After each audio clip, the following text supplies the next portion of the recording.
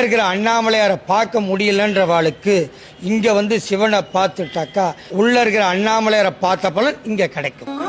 சக்கரதானீஸ்வரன் பேரு நம்ம அண்ணாமலையார் கோவில் எதிர்க்கே இருக்கு.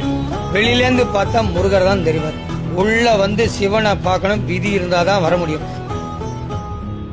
இந்த குளத்தை சுத்திட்டு உள்ள வந்து சுவாமி தரிசனம் பண்ணா விசேஷ பலன் கிடைக்கும். அண்ணாமலையார் கோயிலுக்கு போய் பார்க்க முடியாதவா இந்த குளத்துல உக்காந்துட்டு தியானம் பண்ணும் பொழுது அண்ணாமலையாரே மலர் ரூபத்துல காட்சி தர சுரூபமா இருக்கு. இந்த குளத்துலதான் இந்த பலனே உண்டே தவிர மற்ற திருவண்ணாமலை எந்த இடத்துல போனாலும் அந்த பலன் கிடைக்காது. ஏன்னா இந்த குளத்துக்குள்ள சுதர்சன சக்கரம் இருக்கிறதா ஐதீகம்.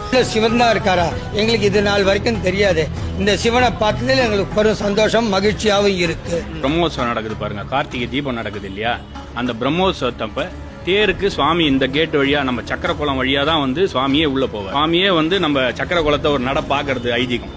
ஒன்னு நான் விஷ்ணு எங்கேயும் விடல, நானும் உன்னை வந்து பாத்துட்டு போறேன் அப்படின்னு சொல்ற மாதிரி ஐதீகத்துல சுவாமி இப்படி வந்து திரும்பி தேருக்கு உள்ள இறங்குவார். அந்த டைம்ல அங்கேயும் இதே சமயம் இந்த ஊர் மக்களே போக முடியாத இருக்காங்க இல்லையா, அவங்களும் வந்து நம்ம நந்திகேஸ்வரர் உள்ள அபிஷேகம் பார்த்துட்டு சுவாமி அபிஷேகம் பார்த்துட்டு 6 மணிக்கு நம்ம எல்லா நிவேத்தியெல்லாம் பண்ணி பிரசாதத்தை வாங்கிட்டு ரொம்ப சந்தோஷமா இருக்கும். சுவாமி நாங்க இது வரைக்கும் ஊர்ல நம்ம ஊர்ல இருக்கிறவங்களுக்கே இந்த கோயில் அவ்வளோ தெரியாது.